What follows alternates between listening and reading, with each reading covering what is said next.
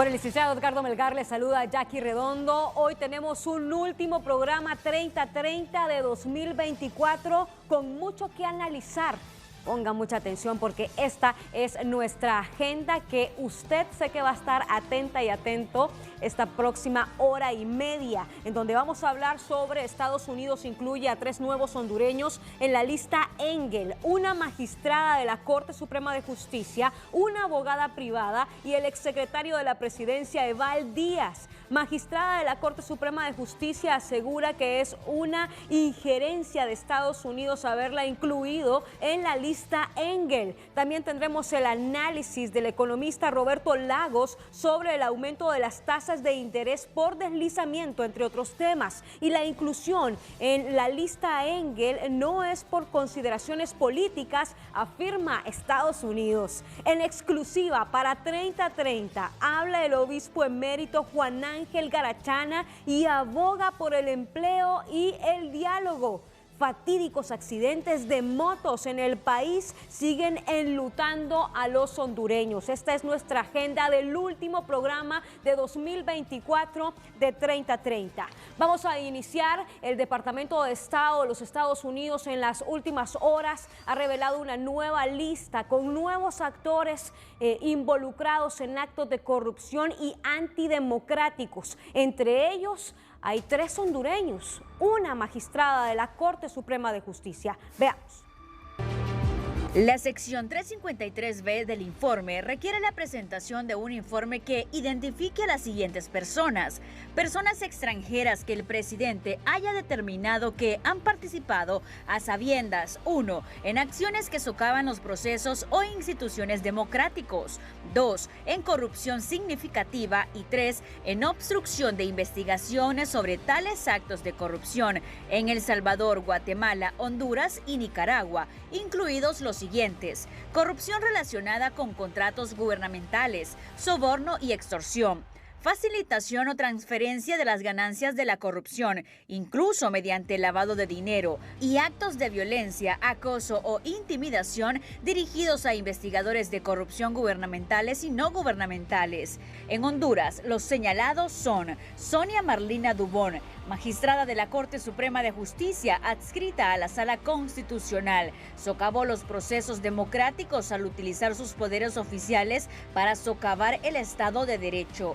Eval Díaz Lupián, secretario de la Presidencia de 2018 a 2022, incurrió en corrupción significativa mientras ejercía su función oficial al apropiarse indebidamente de fondos públicos asignados para brindar vivienda a los hondureños afectados por los huracanes ETA e Iota. Lourdes Pamela Blanco Luque, abogada privada, socavó los procesos o instituciones democráticos al presionar a funcionarios públicos para que ejercieran sus funciones gubernamentales para obtener determinados resultados, así como al utilizar sus conexiones con funcionarios gubernamentales para ejercer influencia. Y siempre sobre este tema, en las últimas horas ha reaccionado también la magistrada Marlina Dubón, en donde ha respondido sobre que aparezca su nombre en esta lista Engel. Veamos. En la Casa de la Justicia, teniendo al frente la diosa Temis, quiero denunciar un acto injerencista, un acto cobarde que proviene del gobierno de los Estados Unidos de América. Es un acto reñido con los principios del derecho internacional, un acto unilateral, inconsulto, indefenso. Quiero hacerle saber al pueblo hondureño la razón de esta inclusión en esta desprestigiada lista. La razón es que soy la redactora, soy la ponente de la sentencia que declara inconstitucional las zonas de empleo y desarrollo económico. Soy la redactora originaria, la ponente originaria en la sala de esta sentencia que no permitió que nuestro territorio fuera vendido en retazos. ¿Sucumbimos? No sucumbimos. Sobrevivimos a las amenazas, a las tentaciones. Estamos aquí firmes para defender el territorio, la soberanía y sobre todo la independencia judicial. Pido públicamente y exijo al gobierno de los Estados Unidos de América, al Departamento de Estado, al embajador Adogu, que presente una prueba, una prueba que me involucre a mí en un acto reñido con la ley. Definitivamente todos y todas me conocen. Es la segunda vez que soy jueza de este alto tribunal. Nunca he sido señalada por vender un juicio. Siempre he sido señalada por actuar conforme a la ley y sobre todo conforme a la justicia. Este es un acto, reitero, injerencista por parte de una potencia extranjera a la que no le tenemos miedo y a la que no nos doblegamos. Se lo hemos dicho públicamente, se lo hemos dicho al agregado político, no llamen a los magistrados, no nos llamen, déjennos ser independientes. Esta es una injerencia de una potencia que pretende torcerle el brazo a la justicia mediante la amenaza y la extorsión. Creo que todos me conocen, no soy cobarde. Vamos a seguir, pueblo hondureño, lo reitero, vamos a seguir defendiendo el territorio nacional, vamos a seguir defendiendo la soberanía, vamos a seguir defendiendo la independencia judicial. La patria no se vende, la patria no tiene precio. Y en las últimas horas ha reaccionado el subsecretario de Estado para Asuntos del Hemisferio Occidental de Estados Unidos, Brian Nichols, lo que ha publicado en sus redes sociales. La lista Engel se elabora en Washington tras un riguroso proceso de revisión basado en evidencias múltiples, fuertes y eventos, guiado por hechos y no por consideraciones políticas. El pueblo hondureño sabe que quienes figuran en la lista culpan a los diplomáticos para desviar la atención de sus propias acciones. Ha publicado en sus redes sociales el subsecretario de Estado para Asuntos del Hemisferio Occidental de Estados Unidos, Brian Nichols, a lo que le ha respondido el canciller Enrique Reina, como ya lo hemos expresado en varias reuniones a distintos niveles y hasta con congresistas. Algunos funcionarios de su embajada con demasiada frecuencia contactan a congresistas y magistrados de la Corte de Justicia para presionarlos en decisiones relacionadas con asuntos internos y de interés nacional, como las reformas a la ley de energía o la sentencia de inconstitucionalidad de la ley de las sede, que comprometía nuestro territorio cuando en esa lista Engels, cuyo contenido desconocemos, se señala a quienes no ceden ante sus ilegales presiones. Tenemos el derecho de desconocerlas o de reclamar a la Casa Blanca y al Departamento de Estado el respeto al derecho internacional y la responsabilidad en sus actos que pueden ser considerados de injerencia, le responde a el subsecretario de Estado para Asuntos del Hemisferio Occidental de Estados Unidos, Brian Nichols, el canciller Enrique Reina. Uno de los señalados en esta nueva lista Engel que emite el Departamento de Estado de los Estados Unidos es Eval Díaz, exministro de la Presidencia, que en Honduras tiene muchas cuentas que pagar. Veamos. Eval Díaz, secretario de la Presidencia durante el gobierno de Juan Orlando Hernández en el periodo 2014-2022, aún no responde por las acusaciones.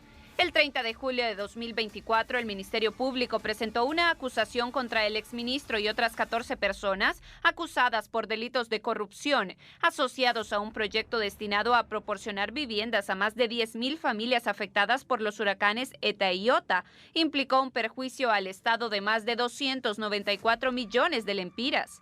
El 10 de septiembre de 2024, el Juzgado de Privación de Dominio de Bienes de Origen Ilícito declaró la privación definitiva de 7 cuentas bancarias a nombre de Eval Díaz con un monto aproximado de 7 millones de lempiras al no justificarse su origen lícito.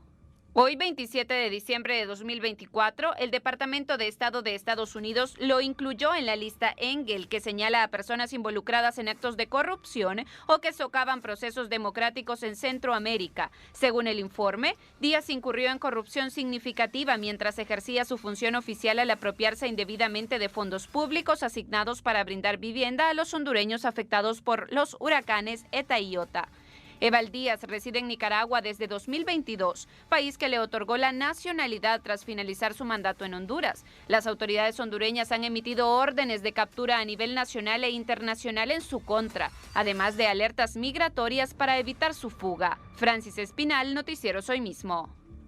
Otro de los casos mencionados esta semana, estas últimas horas, ha sido el del exalcalde de San Pedro Sula. Miremos la decisión que ha tomado la Corte Suprema de Justicia, el Poder Judicial. El Juzgado de Ejecución Penal de la Sección Judicial de San Pedro Sula deniega a aplicar el decreto de amnistía solicitado por la defensa técnico-legal de Rodolfo Padilla Sunseri en la causa que fue condenado por el delito de prevaricato administrativo en perjuicio de la administración pública. La pena principal aplicada es la inhabilitación especial para ejercer un cargo público o de elección popular. El ilícito no está comprendido en el decreto legislativo número 04-2022. También se le suspendió la ciudadanía. Es parte de la pena que pues le aplican a Rodolfo Padilla Sunseri, ex alcalde de San Pedro Sula. La defensa asegura que va a presentar un nuevo recurso ante el fallo de la Corte Suprema de Justicia. Anular la sentencia, y que eso tendría que hacerse vía un recurso extraordinario ante la Corte. Este caso retrata lo que pasaba con la Corte anterior y en la persecución contra Rodolfo Padilla. Él fue acusado de un delito de abuso de autoridad. Se dictó un fallo por un tribunal con el delito de abuso de autoridad. Fue a la Corte en un recurso de casación, se denegó la casación y la Corte de oficio, violando el principio de legalidad, el principio de congruencia, le cambió el delito que se refiere a otros hechos. Entonces, evidentemente aquí le aplicaron además la retroactividad en perjuicio de él, siendo que el delito de abuso de autoridad también está en el nuevo código y la penalización es menor, y le pusieron una pena mayor, retroactividad en perjuicio de la persona acusada, y además le agregaron suspensión de la ciudadanía, que no está como mandato que le impongan una pena accesoria en ese sentido. De manera pues que lo que sucedió es que una vez que la Corte ya confirmó la constitucionalidad del decreto de amnistía, acudimos. Aquí la juez dijo que no tiene facultades para el decreto y dejó claro que eso debe resolverse ante la Corte. Y esperamos que se resuelva cuando el Poder Judicial regrese de vacaciones. Pero nada impide que Rodolfo Padilla regrese, y esta sentencia creo que más bien va a demostrar que sí hubo una alta persecución política contra él. Son las 8 de la noche con 44 minutos. Esta es nuestra agenda. Antes de mostrarles nuestra agenda, vamos a mostrarles lo que opina un analista especialista en derecho sobre este caso de Rodolfo Padilla Sunseri. Él asegura que él ya va a poder volver a Honduras, pero no va a poder participar en un nuevo proceso electoral. Bueno, hay que recordar que él fue sentenciado por un tribunal de sentencia, valga la redundancia, por el delito de prevaricato administrativo. Este tipo de delito solamente lleva la pena de inhabilitación y una pena accesoria de suspensión de la ciudadanía. Él presentó ante el juez de ejecución, que es otro juzgado, que está después del tribunal de sentencia, la aplicación de este decreto de amnistía. El juez vio a bien de que este tipo de delito no estaba contemplado en este decreto de amnistía, y lo que hizo fue ratificar, declarar sin lugar la petición de que no se ejecutara esta pena, y simplemente ahora tiene que ejecutar la pena de inhabilitación por el periodo de 5 años, más la suspensión de la ciudadanía por el mismo periodo, en virtud que prácticamente queda firme la sentencia porque ya pasaron todos los recursos que tenían que pasar. En nuestra Agenda 3030, esta noche usted se entera. Estados Unidos incluye a 3 nuevos hondureños en la lista Engel, una magistrada de la Corte Suprema de Justicia, una abogada privada y exsecretario de la Presidencia, Eval Díaz. Magistrada de la Corte Suprema de Justicia asegura que es una injerencia de Estados Unidos haberla incluido en la lista Engel. Inclusión en lista Engel no es por consideraciones políticas, afirma Estados Unidos. Análisis del economista Roberto Lagos sobre incremento de tasas de interés y el deslizamiento de la moneda. En exclusiva para 3030 habla el obispo emérito Ángel Garachana y aboga por el empleo y el diálogo. Fatídicos accidentes de moto en el país siguen enlutando a los hondureños. Es parte de nuestra agenda hoy.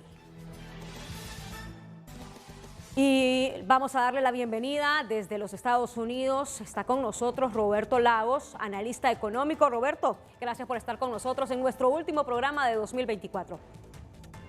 Buenas noches, Jackie. Un placer y un honor estar con usted y compartir con la audiencia de 3030, ¿verdad? Esto era lo que decía usted el pasado 8 de septiembre. Veamos. Recordemos que se tuvo una visita del Fondo Monetario Internacional básicamente en silencio y que saltó a la luz pública, y luego el Fondo Monetario dejó el país, y en la cual en su comunicado no destacó grandes avances.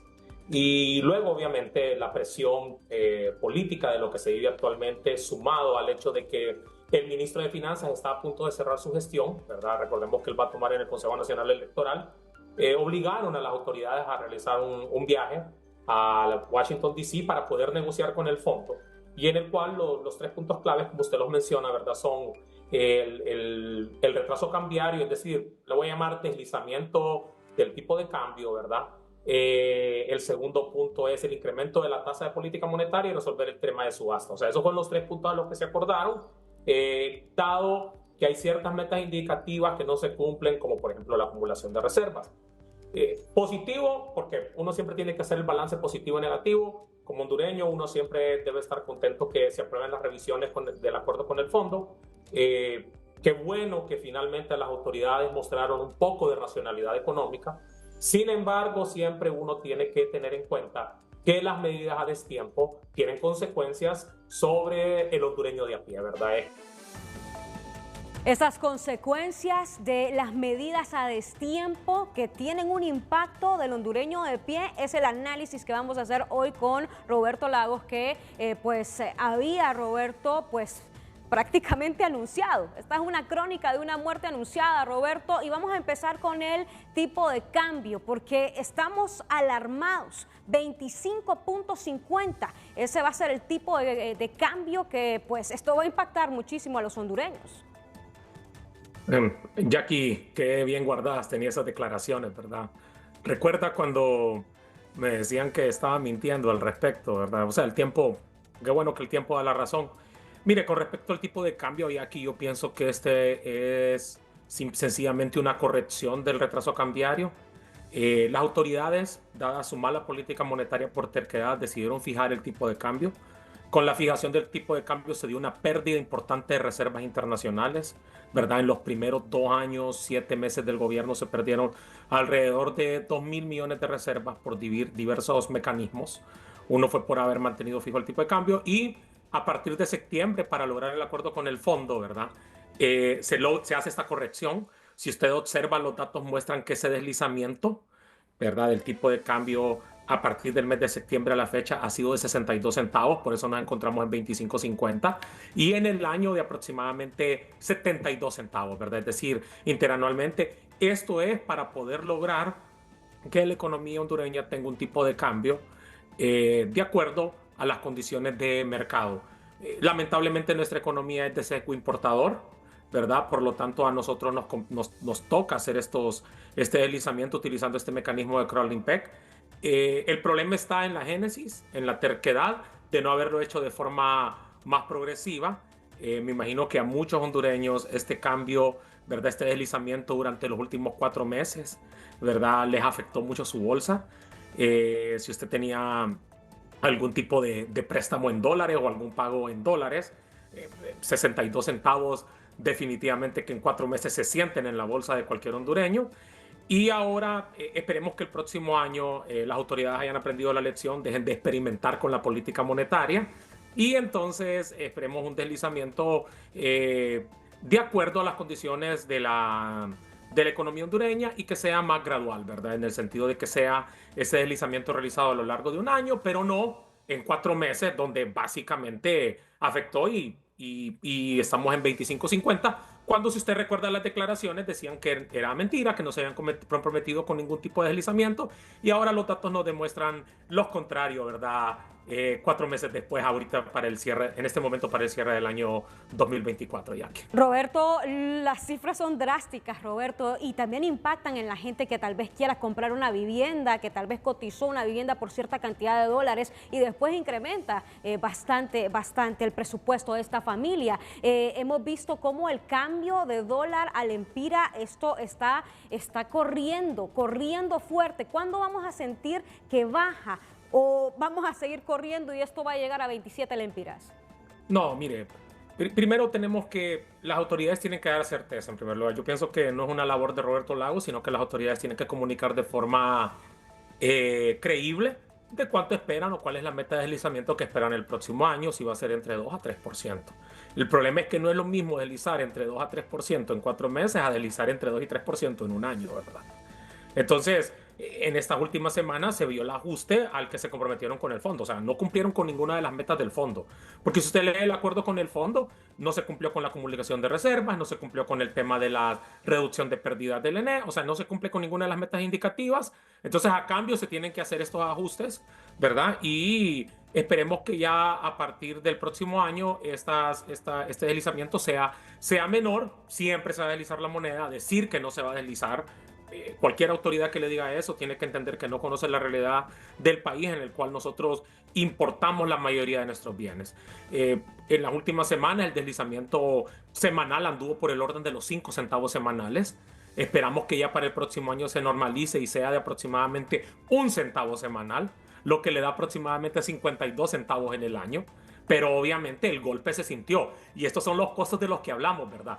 Bien que hicieron los ajustes, pero por haberlos hecho de forma tardía, el pueblo hondureño es el que está pagando por estos ajustes, ¿verdad? Así es, y una canasta básica más cara porque todo lo importamos aquí en Honduras. Roberto, el tema de la tasa de interés, ese tema de la tasa de interés que no solo afecta a la vivienda, sino que también afecta a diferentes rubros, entre ellos la agricultura, el comercio, el consumo, el financiamiento, la ganadería, la industria, que hemos visto cómo en los últimos meses, haciendo una estimación de los últimos 4 meses, solo, escuche muy bien, en la agricultura ha pasado de 14.07 la tasa de interés a 16.35%. Es decir que aquí en pantalla usted va a lograr observar cómo ha cambiado la tasa de interés en comercio de 14.44 a 16.59, en consumo de 16.35 a 17.26,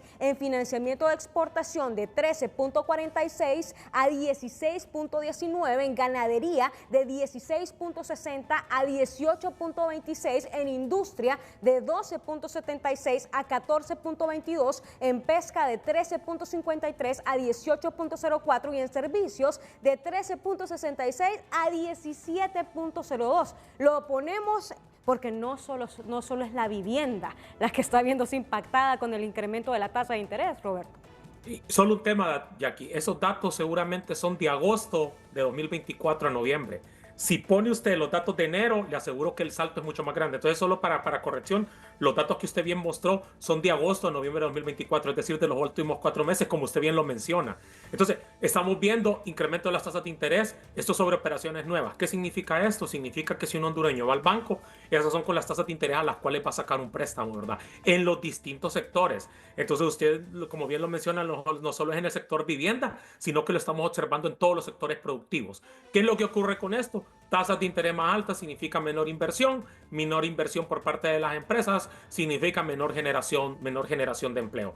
Pero ahora, el problema no es solo este, sino que adicionalmente, si usted tenía un préstamo existente, si usted tenía un préstamo en el sector vivienda, ¿verdad? Probablemente, o si tenía un préstamo de un carro, o si tenía cualquier tipo de préstamo de su negocio, probablemente usted recibió una notificación por parte del banco en el cual su tasa de interés aumentó.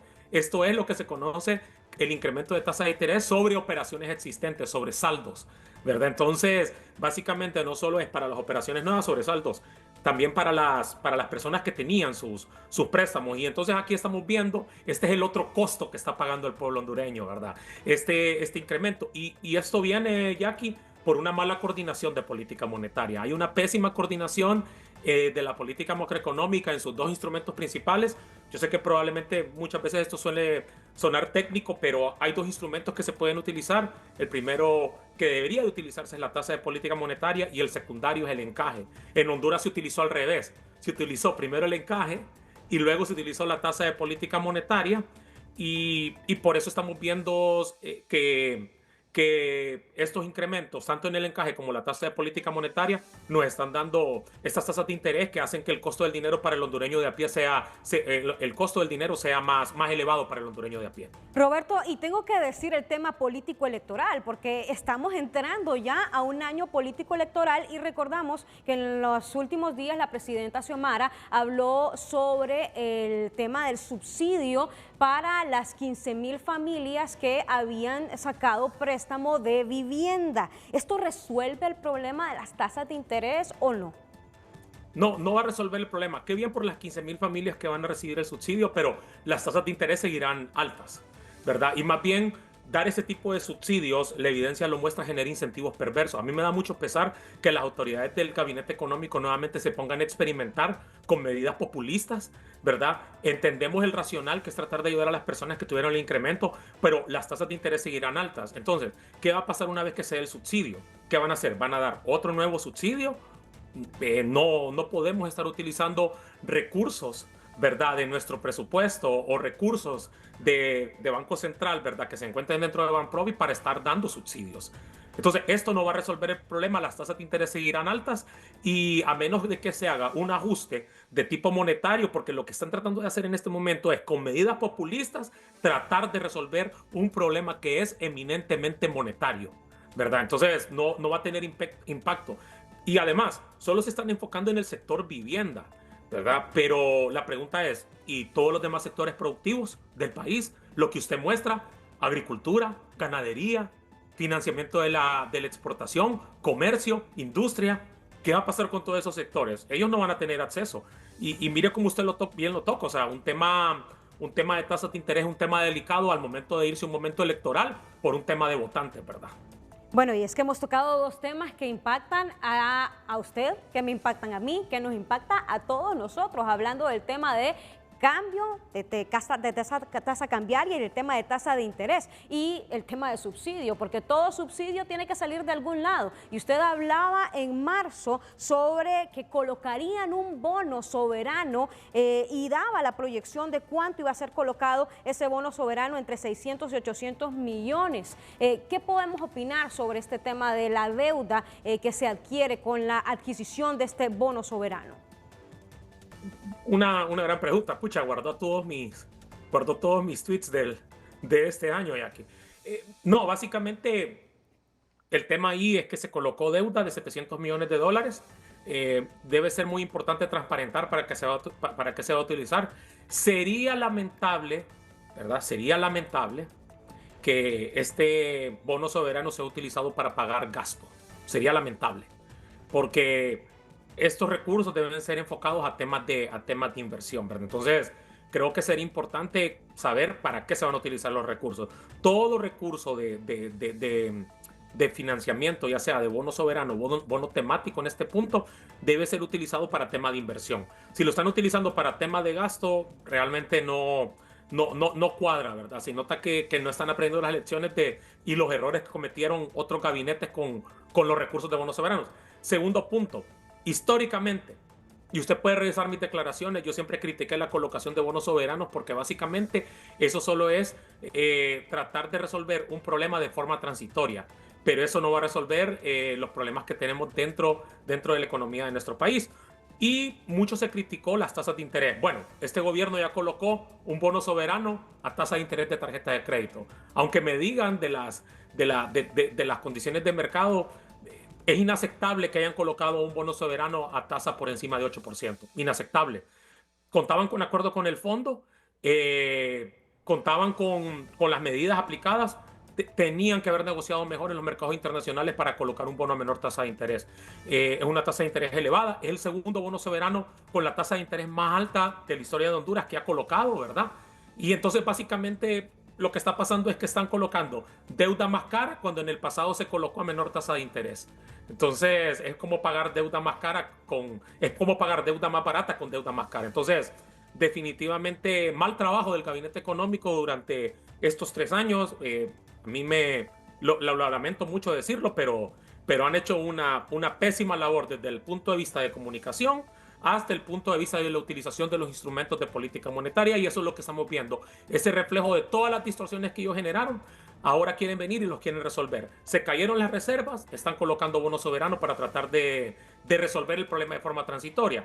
Se negaron a hacer de forma gradual los incrementos a la tasa de política monetaria y de forma gradual el deslizamiento de la moneda. Ahora le están dando esta Navidad al pueblo hondureño con altas tasas de interés y con un lempira que perdió valor, ¿verdad? Entonces, me da pesar por el pueblo hondureño, porque hay que pensar bien las medidas y dejar de inventar, ¿verdad?, con los temas que son monetarios y fiscales. Si usted pudiera darme una evaluación de 3 figuras del gabinete económico, hablando del titular de la Comisión Nacional de Bancos y Seguros, ¿cómo evalúa el trabajo del señor Marcio Sierra en este 2024? Negativo, no le podría dar una nota porque es totalmente negativa la labor. Desde la parte comunicacional, muy mal.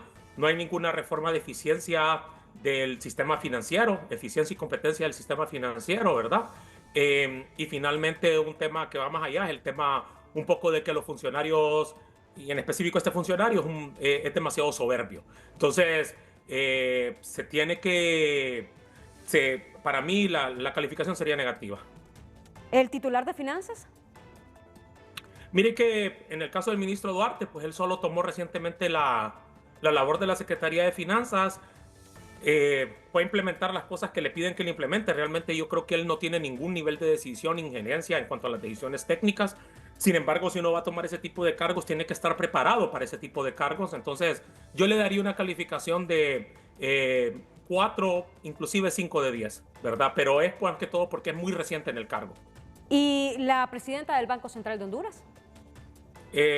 La licenciada Rebeca realmente le quitó mucha independencia al Banco Central y yo le daría una calificación de aproximadamente 2 de 10.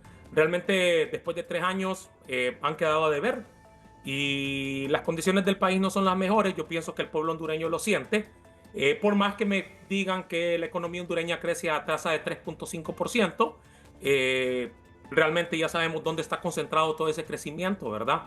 Y lo que tendríamos que ver es de qué forma podemos promover la producción nacional. Pero sí es lamentable después de 3 años la parte económica. Y me enfoco en eso porque esa es mi área de expertise. No me enfoco en los demás temas políticos, ni mucho menos porque no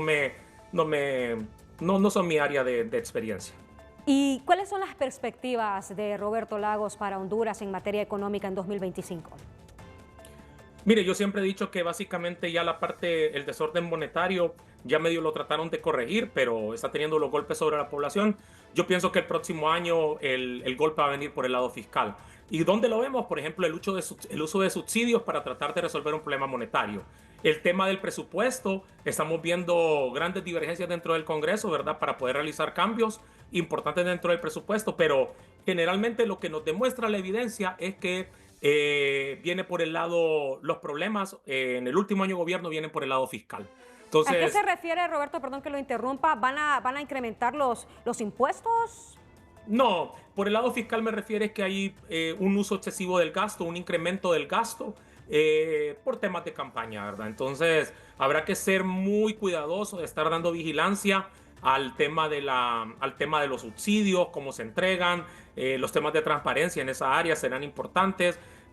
Si no, veamos también el tema de uso de gasto de forma ineficiente. Por ejemplo, el incremento que tiene, ¿verdad?, la Secretaría de Planificación Estratégica, en lugar de ser 500 millones de lempiras a 1.000 millones de lempiras. O sea, ese es uso ineficiente de recursos.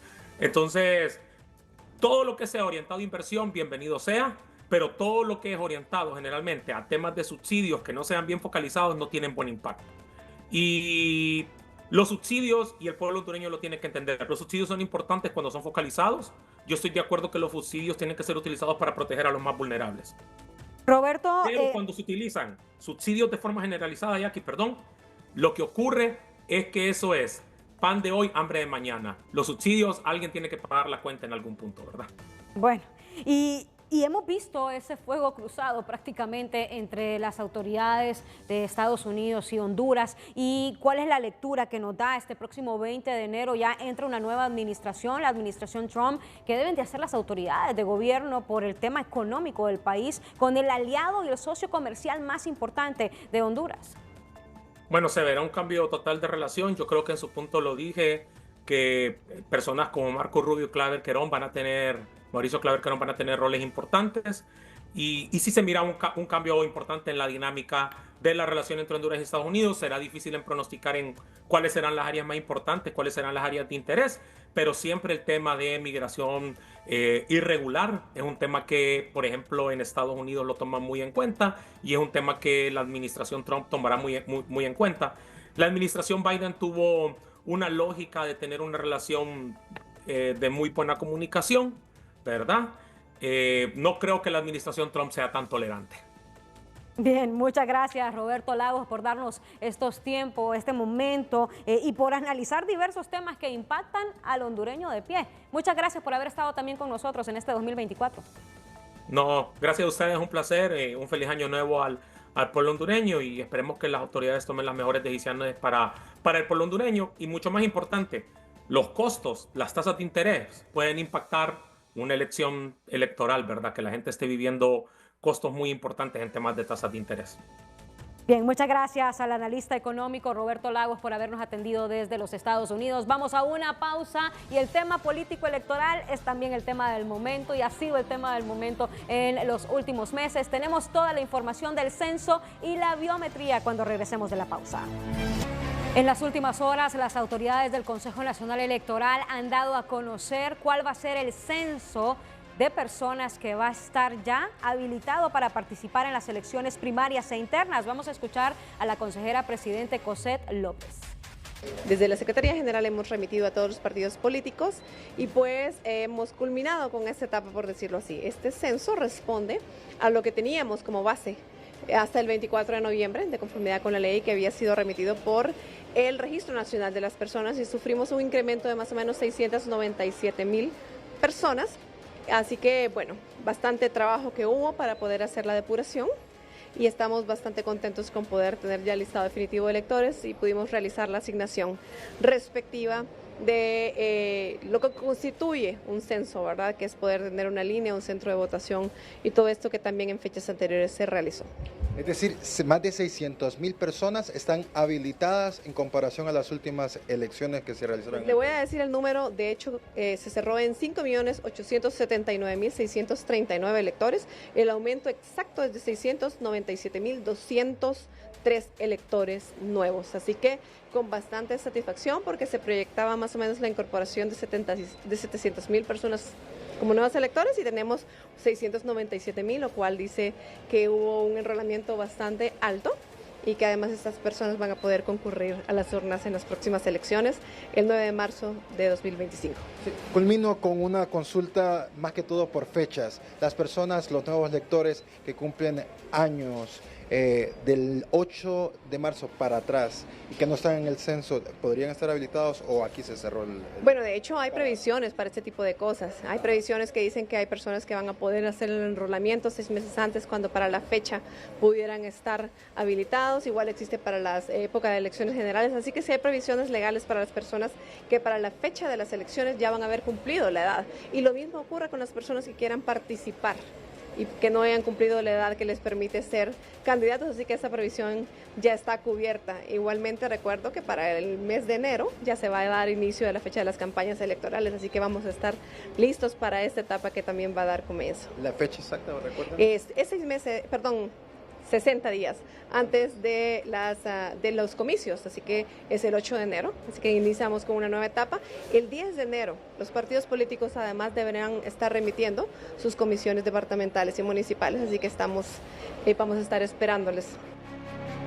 Y para garantizar transparencia en los resultados de las elecciones primarias e internas, el Consejo Nacional Electoral garantiza el uso de biometría, según dice el consejero Marlon Ochoa. Por unanimidad de votos, el Pleno ha resuelto adjudicar la implementación del sistema de identificación biométrica y la adquisición de 7.000 dispositivos biométricos a la empresa Smartmatic International Holding BV. Esta empresa fue la que implementó la biometría en la elección general del 2021, elección en donde gracias a la biometría se impidió que 127.000 personas ejercieran el sufragio en 2 ocasiones. Ahora que se ha resuelto adjudicar este proceso a esta empresa, se procederá a iniciar un proceso de negociación con la empresa, ya que para hacer el proceso completamente abierto y que pudiera participar cualquier empresa, se requirió la adquisición de ciertos servicios que ahora, al ser adjudicada a esta empresa, que fue la que implementó los servicios en 2021, algunos elementos ya no serán requeridos. Este dispositivo se va a utilizar para 3 cosas. En primer lugar, para lograr una identificación única del elector. Cada elector que vaya a la junta receptora de votos, después de presentar su tarjeta de identidad, se le requerirá que ponga su huella dactilar en el lector biométrico para validar 2 cosas básicamente. 1, que el elector esté habilitado para votar en esa junta receptora de votos, y segundo, que efectivamente sea la persona a quien le corresponde ese documento nacional de identificación. Hemos resuelto desde el 20 de septiembre en el Pleno del Consejo Nacional Electoral que la cantidad máxima de electores que puede tener un acta de cierre es la cantidad de electores registrados en el lector biométrico. ¿Qué quiere decir esto? Que si solo 10 personas llegaron a votar a esa junta receptora de votos según el dispositivo biométrico, solo 10 votantes pueden aparecer en el acta de cierre. No pueden aparecer 200 votantes. Y en tercer lugar, ¿para qué se va a utilizar este dispositivo biométrico? Para impedir el fraude, para impedir que la gente vote 2 veces. El tema político electoral. Nos vamos a una pausa. Cuando regresemos en 30:30 tenemos en exclusiva a el obispo emérito Juan Ángel Garachana, obispo emérito de San Pedro Sula. Le contamos lo que dijo cuando volvamos de la pausa. De tal manera que el hondureño no tenga que emigrar porque se encuentra justo en su país. Soñemos, construyamos. El obispo emérito de San Pedro Sula, Juan Ángel Garachana, se encuentra en exclusiva con nuestra compañera Kenia Chinchilla. Veamos lo que ha dicho. Kenia, con usted. Muchísimas gracias, Jackie. Y es que la Iglesia Católica ha iniciado y celebrado el año jubilar 2025. Los líderes de la Iglesia consideran que el 2025 será un año de muchos retos para toda la población hondureña y es por eso que han enviado un mensaje contundente. Escuchamos a continuación a Monseñor Ángel Garachana, el ahora obispo emérito de la Arquidiócesis de San Pedro Sula, quien ha brindado declaraciones exclusivas para el programa 3030. Sueño, deseo, espero una Honduras mejor, con mejor distribución de la riqueza, con empleo para el hondureño, con salud, etcétera, de tal manera que el hondureño no tenga que emigrar porque se encuentra a gusto en su país. Soñemos, construyamos entre todos una Honduras mejor. Este es un tema muy importante, la migración. El otro año, en Estados Unidos se habla de muchas deportaciones para Centroamérica, especialmente en nuestro país regresan más de 200.000 hondureños deportados. No cambian las cosas en Honduras, Monseñor Garachana, y los hondureños buscan irse más bien y nos están regresando. Bueno, la situación en Norteamérica, a ver qué pasa con el nuevo presidente, porque una cosa es lo que dice, pero luego hay que ver los hechos. Y segundo, el trabajo nuestro está acá en Honduras, crear las condiciones favorables para una vida digna de todos los hondureños.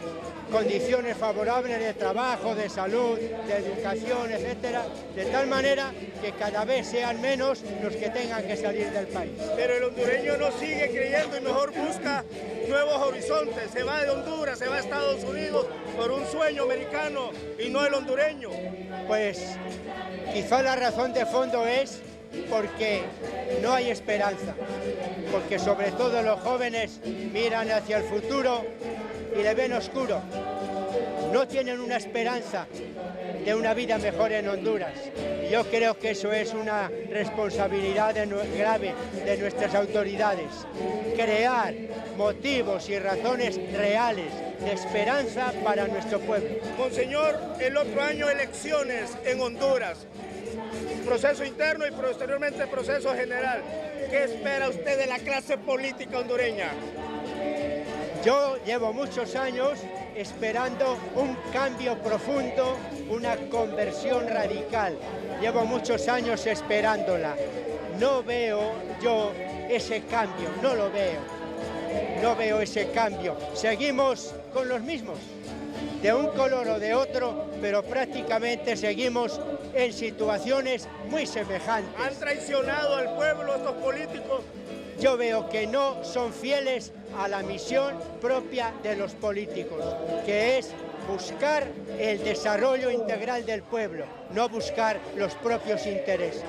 Monseñor Garachana, este listado de Angels, 3 hondureños, un exfuncionario, una magistrada de la Corte Suprema de Justicia, una abogada privada, señaladas en este famoso listado Angels de Estados Unidos. Bueno, ellos sabrán con qué criterios lo hacen.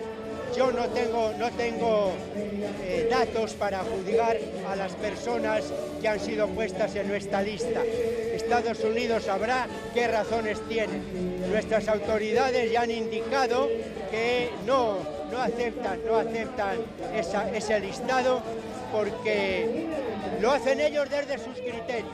Pero ciertamente es como un llamado para nuestra propia honestidad en nuestro propio país. Pero antes sí lo aceptaban. Bueno, por eso no es bueno tener una doble medida, sino usar siempre la misma medida.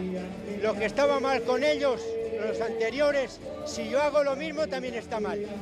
O sea, ser coherentes con los criterios políticos. Monseñor Garachana, ¿qué mensaje le deja a las actuales autoridades de gobierno para que cambien en el 2025?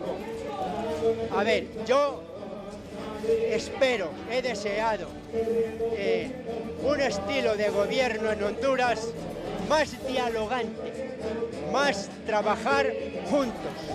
Hoy los políticos, al que es de otro partido, le consideran enemigos. Y uno me decía, con el enemigo no se dialoga, al enemigo se le elimina. Eso es catastrófico. El otro no es tu enemigo, el otro tiene otra manera de pensar, otra idea social. Hay que dialogar y buscar aquellos medios que realmente producen un cambio, una mejoría para el pueblo. Ese diálogo, esa preocupación prioritaria sobre el pueblo pobre es lo que ha de estar como criterio principal. ¿Más oportunidades de empleo en el 2025? Ojalá se den las condiciones y haya un buen diálogo gobierno, empresa privada. Es necesario el diálogo, buscando el desarrollo de Honduras, buscando crear puestos de trabajo. Asimismo, el arzobispo de la Arquidiócesis de San Pedro Sula ha enviado un mensaje de esperanza para todo Honduras. Escuchamos. Como sabemos, en el mundo hay muchos lugares que han perdido la esperanza. El Papa dice, llevar esperanza a esos lugares. Hay mucha pobreza, hay que llevar esperanza a esos lugares. Hay sueños rotos, hay fracasos, hay que llevar esperanza a esos lugares. Hay presos en los centros penales, hay que llevar esperanza también a estas personas. Es un año para llevar la esperanza donde no hay esperanza y animar a la gente a vivir con esperanza. Él dice, la esperanza no defrauda, ¿verdad? Sí, caminamos siempre con mucha esperanza por este mundo. Señor, para finalizar, el otro año para Honduras y usted que es parte de los líderes, tenemos un año con 2 procesos electorales. ¿Cuál sería el mensaje para Honduras, para los hondureños y también para los políticos? Sí, en primer lugar, ¿verdad? Sí, creo que es invitar a todos a votar, ¿verdad? Que no hay abstencionismo. Porque muchas veces hay muchos que no van para votar y dicen, ¿para qué? La misma cosa, no logramos nada. Entonces, primero hay que animar a la gente que voten, ¿verdad? Y también, en segundo lugar, que la gente también sepa escoger, ¿verdad? Que tienen criterios para elegir, que no vayamos solamente por colores, por partidos, partidistas, sino que sepamos también reflexionar y escoger los candidatos que mejor van a llevar adelante este país durante 4 años.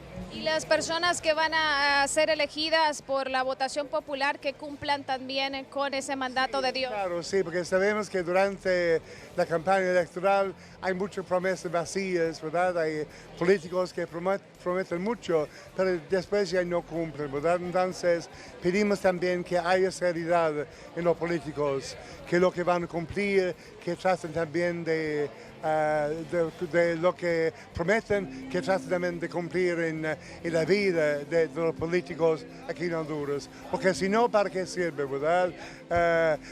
De elecciones, a veces engañamos a la gente, promesas falsas y después no hay nada, la gente queda desesperada, no hay mucha esperanza para la gente. Entonces es inyectar esta esperanza este año en el pueblo hondureño para que todos voten y para que sepan escoger también buenos candidatos. Ambos líderes de la Iglesia Católica concuerdan que los hondureños debemos tener mucha esperanza para este año 2025, sobre todo por el proceso electoral que se avecina. Lo que podemos informar a esta hora desde San Pedro Sula. Jackie, con usted. Kenia, y en su mensaje de la homilía, el cardenal Óscar Andrés Rodríguez ha dicho que las ideologías pueden destruir familias. Porque hay tanto odio, tanta confrontación en nuestro país y no debe ser. Pero dicen, es que un año político. ¿Qué quiere decir un año político? ¿Qué quiere decir un año de pleitos, de insultos, de amenazas? De ninguna manera. Un año político es un año en que debe crecer el amor por el bien común, por todos. Porque ese es el amor de Dios que nos quiere fraternos. Si no somos capaces de entendernos como hermanos, no podremos vencer la pobreza galopante que impide a miles, millones de hombres y mujeres, jóvenes y niños de vivir de una manera humanamente digna. Por eso, no permitamos que se destruya la familia. Las ideologías pueden destruir la familia. Solo esa perniciosa ideología de género está hecha para destruir la familia. Gran mensaje el que ha dado el cardenal Óscar Andrés Rodríguez. Vamos a una pausa. Cuando regresemos, vamos a hablar sobre los accidentes. el luto que generan los accidentes en Honduras. Volvemos con esto y más. Bueno, continuamos con más de 30-30 y estamos aquí muy preocupados. Y nos encontramos con el director de Vialidad y Transporte, José Adonai Hernández. Gracias por estar con nosotros, director.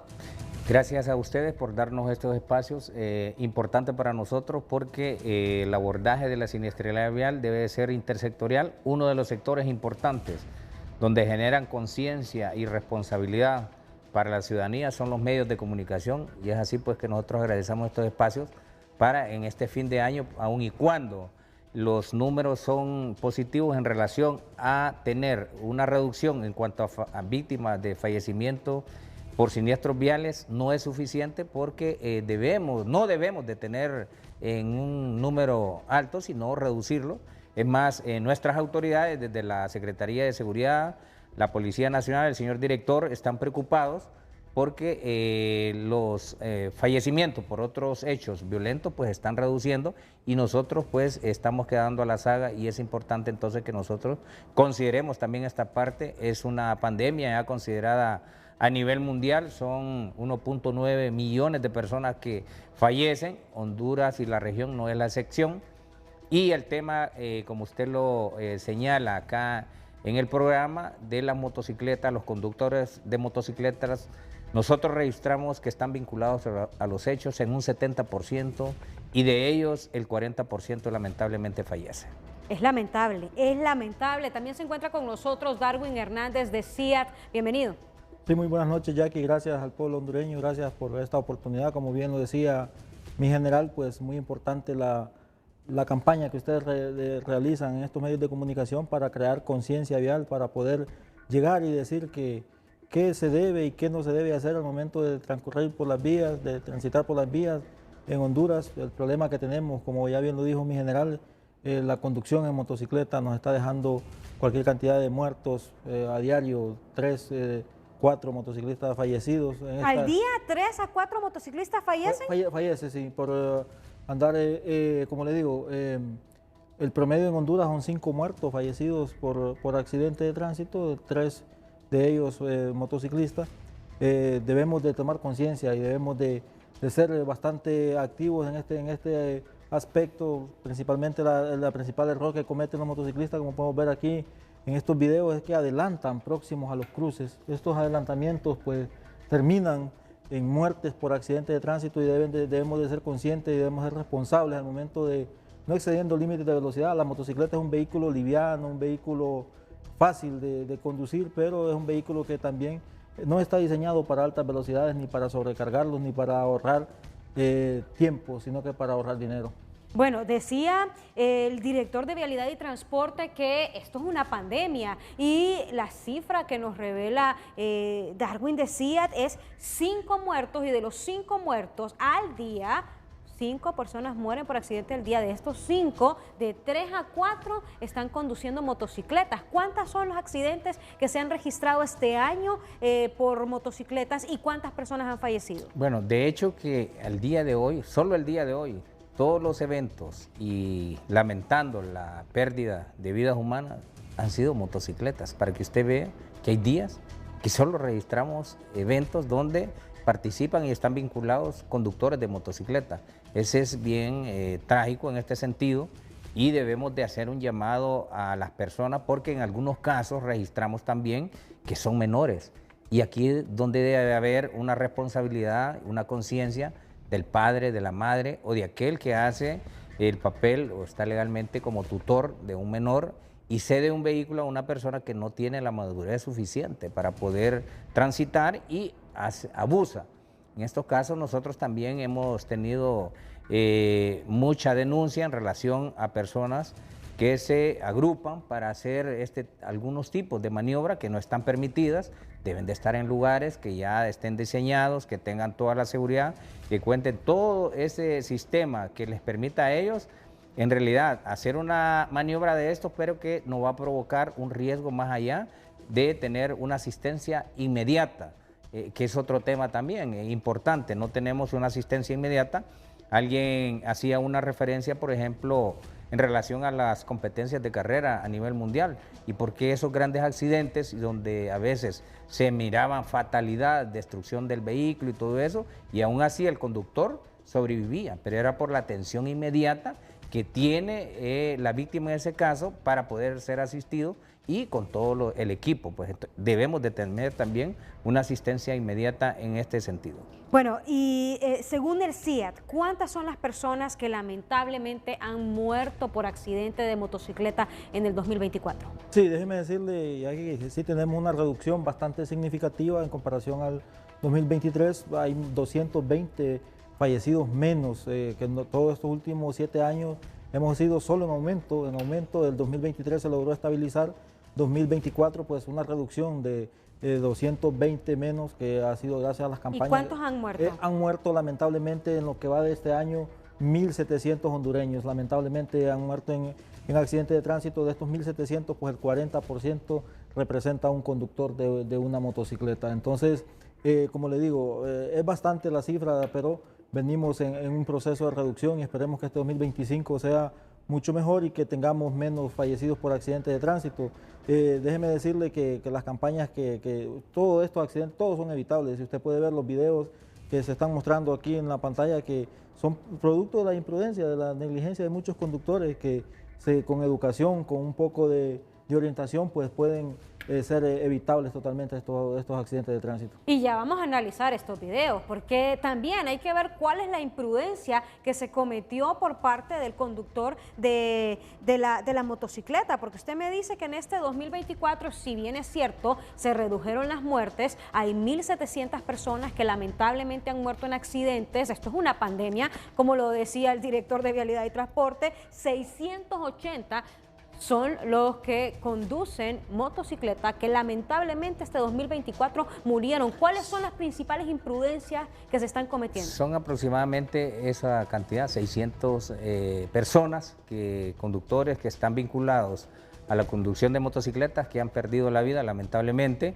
y las mayores es no respetar, hacer maniobras que de repente no están permitidas, por ejemplo el adelantamiento, hoy casi el día de hoy esa es una de las causas, en una vía de doble sentido ellos pues hacen un proceso que de repente no está permitido, y el riesgo también, en algunos casos también debemos de decir que son víctimas, sí. Pero hay un tema también que es importante señalar, después de los conductores de motocicletas tenemos los peatones. O sea, las personas que de una u otra manera toman el riesgo de cruzar la calzada y no toman las medidas. Claro, aquí también debe de haber una conciencia y una cultura del conductor, porque cuando está próximo a un puente peatonal que sirve para el cruce de personas, esta infraestructura está hecha en diferentes lugares, el conductor debe de reducir la velocidad y con eso él, en determinado momento, si se enfrenta a una persona llamado peatón que está cruzando indebidamente porque tiene una infraestructura que se llama puente o hay un paso de peatonal y el conductor no lo respeta, en este caso tenemos entonces casi un 30%, casi el 40% de motocicletas y el otro 30% son personas que toman la decisión de cruzar la calzada de manera riesgosa y no toman las medidas. Hay que enseñarles a también bastantes personas que vienen de zonas rurales, de repente no saben utilizar todas estas medidas, y hemos tenido ya también la infraestructura también, y es de señalar, hoy debe de construirse para personas y no para vehículos. ¿Qué implica esto?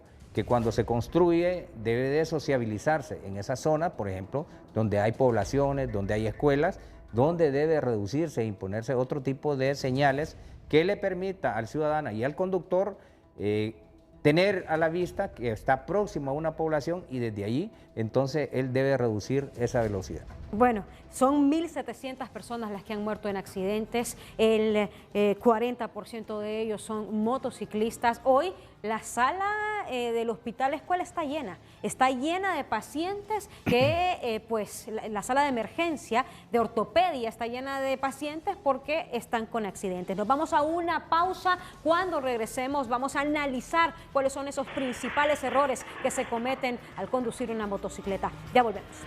Nos encontramos con el director de Vialidad y Transporte, José Adonai Hernández, y también con Darwin Hernández de CIAT. Vamos a analizar cuáles son las principales imprudencias que se cometen y en pantalla vamos a ir observando, ahí está. ¿Cuál fue esta imprudencia, director de Vialidad y Transporte?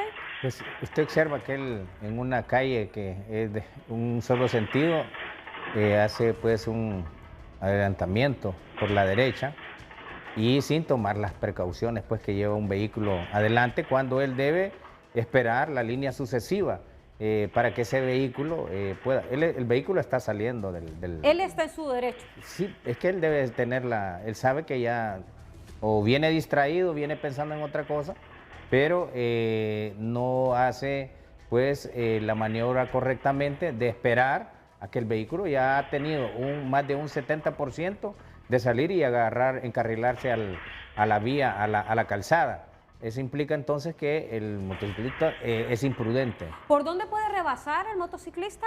En ese sentido no puede rebasar, porque es una calle que no le permite. Si usted ve que hay vehículos a ambos lados, o sea, debe de ser responsable al momento de estar conduciendo.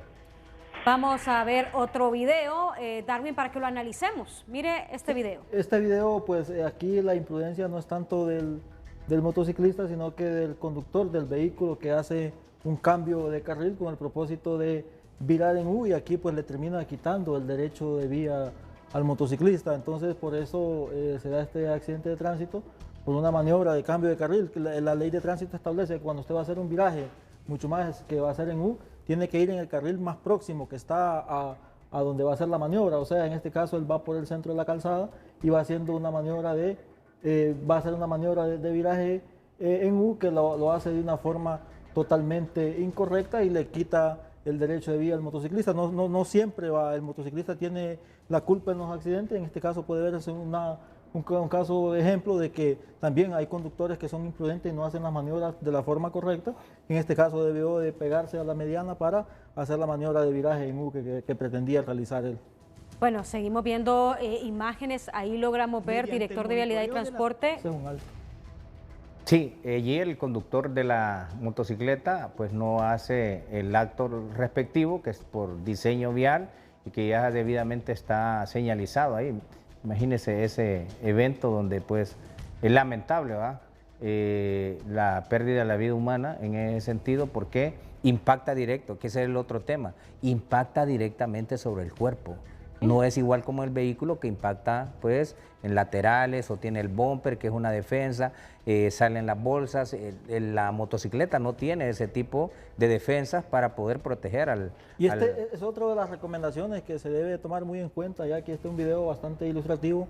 Cuando usted se aproxima al cruce, debe de reducir la velocidad a 10 kilómetros. Por ambas vías.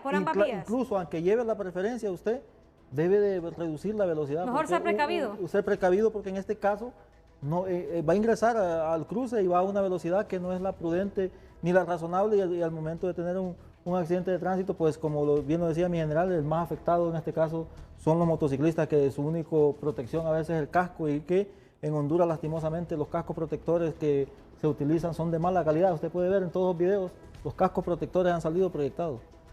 Si usted analiza, no es que no se ponga bien, sino que no son certificados, son cascos de muy mala calidad, y al momento de tener un impacto, pues no hay la protección que... Ahí vemos otro, mire. Mire, ese viene saliendo también de una vía secundaria, ahí el vehículo es el que comete la imprudencia, pues viene saliendo de una vía secundaria. Pero venía bien rápido. El de la motocicleta va bastante rápido, y como le digo, por eso es una de las mayores recomendaciones: cuando usted se aproxima a un cruce, reduzca la velocidad a 10 kilómetros por hora para que no tenga un impacto fuerte, y que a mayor velocidad pues el impacto va a ser de mayor magnitud. Bueno, son parte de las recomendaciones que podríamos darle a la gente que conduce motocicleta, que bajar la velocidad cuando vayan a intercepciones. Cuando vayan a cruces. Mire este accidente de tránsito aquí en la salida Lancho, este es reciente, una persona ahí que falleció. No respetamos tampoco las señales de tránsito, ahí está demarcado con doble línea continua de color amarillo. El conductor de la motocicleta va rebasando una línea sucesiva de vehículos, y el conductor del vehículo está haciendo una maniobra de viraje totalmente prohibida.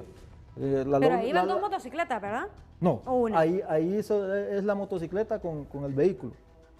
Ese vehículo que está haciendo una maniobra de adelantamiento y el vehículo está haciendo una maniobra de viraje. Bueno, es que venía rebasando la línea, pero también la maniobra que está haciendo el vehículo, aquí es una responsabilidad compartida, ambos aportan elementos para la ocurrencia del accidente, ya que tampoco respetamos nosotros las señales de tránsito. Esa doble línea continua amarilla que vemos sobre la calzada significa que no se puede ni adelantar o rebasar, tampoco puede hacer la maniobra de viraje, por eso tenemos que respetar también la señalización vigente, que él cuando mira el vehículo frena de una forma rápida, que es otro problema que también tenemos, de que este video también se analiza de esa forma, que los frenos que tienen las motocicletas son frenos convencionales y deberíamos de tener en Honduras el sistema de freno ABS, que no hubiese ocurrido el derrape que tuvo la motocicleta producto del frenado brusco que se da al momento de no tener un freno ABS.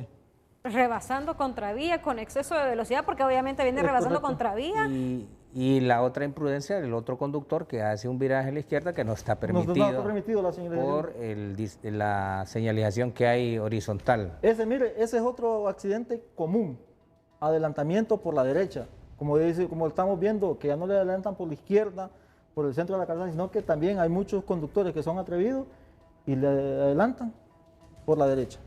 Al final, el conductor del vehículo que está haciendo la maniobra de viraje, que sabe si está haciendo de una forma correcta, él tiene la visibilidad de los vehículos pero nunca va a ver el vehículo que viene rebasando al otro por la derecha. Entonces tenemos que tener cuidado al momento de aproximarlos a los cruces, a las zonas de entrada, que siga la fila sucesiva. Igual la ley de tránsito en el artículo 38 establece que las motocicletas deben de cumplir las mismas normativas que de un vehículo de 4 ruedas. Aquí es como manejar a la defensiva, ¿verdad? Mire, y para eso ya algunas ciudades, les señalaba anteriormente, de que están tomando consideración en la infraestructura y están diseñando motovías que son exclusivas para las motocicletas y que no les permiten estar circulando en medio de los vehículos. Es más fácil para detectar cualquier motocicleta que esté incumpliendo la norma, pues, al rebasar, meterse en medio de los vehículos, y porque tienen una vía ya exclusiva para ellos circular.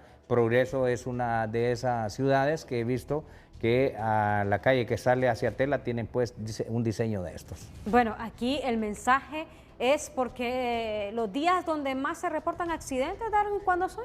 Sí, mire, la mayor cantidad de accidentes con muertos son el viernes, amanecer el sábado, y el sábado amaneciendo el domingo, producto de que mucho hondureño decide pues ir a departir, consumir bebidas alcohólicas, y más que todo en este periodo de Año Nuevo y Navidad, pues se incrementa mucho más la muerte por accidentes de tránsito los fines de semana. Bueno, y aquí es una campaña de concienciación, porque su vida importa, el lugar donde usted va no se va a mover, pero usted sí se puede mover y sí se puede morir, se puede mover de una manera terrible. Les agradecemos por habernos dado estas clases de concienciación, gracias al director de Vialidad y Transporte, José Adonai Hernández, y también gracias a Darwin Hernández de CIAT. Gracias a ambos. Gracias a ustedes por permitirnos estos espacios. Le decía que le mandaba un video donde una persona no se deja ayudar todavía y en estado de ebriedad, y más adelante lo encuentra pues y va a provocar un accidente que lamentablemente pues afortunadamente solo fue lesiones, pero si se hubiese dejado apoyar, auxiliar porque iba en completo estado de ebriedad, pues de repente el final hubiese sido otro. Bueno, nosotros así finalizamos este último programa de 2024, agradeciéndoles su fiel sintonía y esperándolos el próximo 2025 en un programa más de 30-30. En 2025, 30-30 seguirá liderando la audiencia de los domingos por la noche, con las noticias exclusivas y de última hora, el análisis de los temas de interés y los mejores debates que marcan la agenda de la semana. Aquí todos los puntos de vista son importantes y todos tienen su espacio. Por eso los protagonistas de la actualidad están y seguirán aquí. 2025, 29 años de 30-30.